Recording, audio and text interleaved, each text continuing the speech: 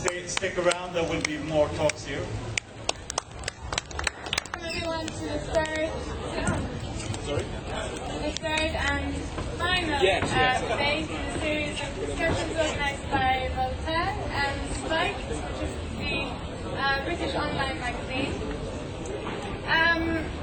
I just wanted to say that we've been really pleased to work together with Voltaire on these discussions about liberty, education, welfare, and now we're going to have a discussion about democracy.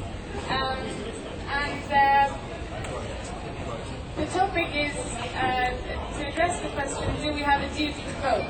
And the idea really is that there is a strong sense in the UK and in Sweden, I believe, that citizens have a responsibility to vote. It's often described as a duty, as a responsibility. If you don't do it, you're apathetic, even dangerous to society, allowing the democratic process to be kind of determined by apathy and non-commitment rather than by democratic participation. So, we're going to see if this is really correct. Are people who don't vote really lazy? Is it a form of rebellion? Is it a sign that they don't trust politicians to represent their interests? And we have three speakers to address these questions today, and I'm just going to introduce them in the order in which they'll speak. They'll give about 5 minutes of introductory remarks, and then I want to bring in you in the audience for questions and comments so we can get a really good discussion going. Okay, first up will be my colleague from Spike, Brendon O'Neill. He's the editor of Spike, and he writes widely for magazines and newspapers around the world, in America and in Britain, and he has his own blog, which you can look at. And he's also the author of the satirical Can I Recycle My Granny and 39 other eco-dilemmas, very appropriate for the Stockholm Green Festival. Second speaker in the middle here is Erik Laxo, who has worked for the insurance company Folksam, the Workers' Educational Association, the Social Democrat Party, and for a cleaning company, among many other things. Today he runs Uppstuds, which is a company that provides clients with tools for efficient marketing, opinion forming, and knowledge sharing. Our third speaker will be Dag Öhrlund, who is a journalist, photographer, and author. His pictures and reports from around the world have been published in over 150 magazines across 20 countries. He's a regular contributor to newspapers and online magazines, and he lectures about writing and internet security for organizations and schools. And he's also the co-author of The Cult Books, which is a crime fiction series. So, Brendon, would you like to take us out? Okay, thanks, Natalie. I think the idea that we have a duty to vote really sums up the seething contempt in which the political class holds the public today. Because what really lies behind discussions about the duty to vote or compulsory voting is the idea that it is our laziness, apathy and stupidity which is to blame for the crisis of politics and democracy.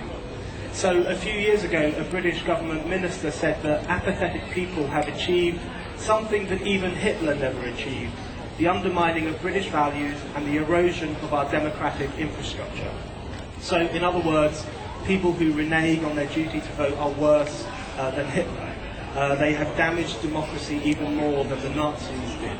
It's us, non-voters, who have brought democracy into disrepute and who have damaged politics through low voter turnout. And for the political class in Britain and other European countries, the only solution to this problem is to talk up our duty to vote and even to flirt with the idea of making voting compulsory. So they either try to morally blackmail us into voting by talking about how the suffragettes and other people died for this important right, or they flirt with the idea of using the law to force us to vote in general elections.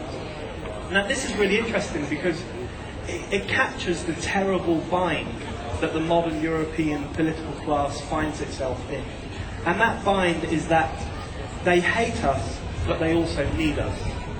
They distrust us, but they also have to court us and engage with us. They think we are lazy and easily distracted and not interested in politics, but they need our vote in order to govern. And this creates a really schizophrenic situation where the political class has to beg us for our vote, while at the same time demonstrating that they don't actually care what we think or what we believe.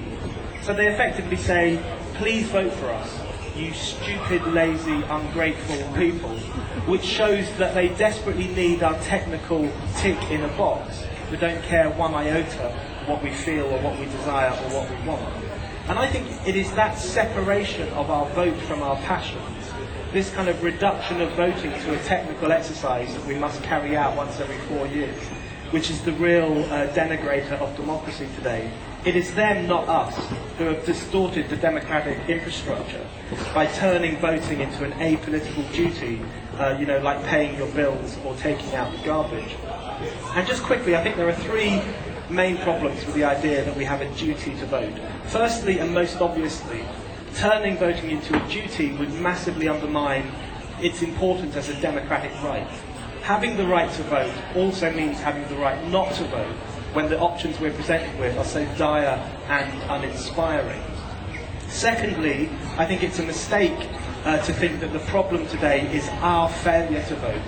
The problem today is, in fact, the failure of the political parties to convince us to vote. And in fact, not voting can be a sign that we actually take our votes very seriously indeed.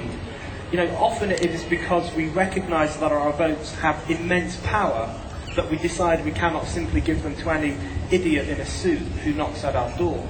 It's often because we have such profound respect for our votes that we decide we can't possibly use them in a certain election.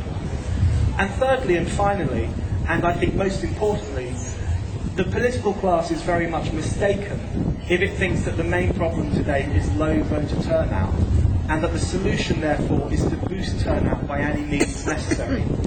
In fact, the main problem today across Europe and North America is the gulf that now exists between the political class and the electorate, the utter disconnect between the rulers and the ruled, which means that today, even when people vote, they are sometimes actually expressing that sense of disconnection and that sense of anti-political angst, such as when people vote for far-right parties or cranky independent politicians as a way of saying, screw you to the mainstream political class. Even voting today can be a sign of the democratic crisis that exists in Europe. So not only does the debate about a duty to vote denigrate our rights and our political integrity, it also misses the point about what really lies behind the crisis of politics in the modern era.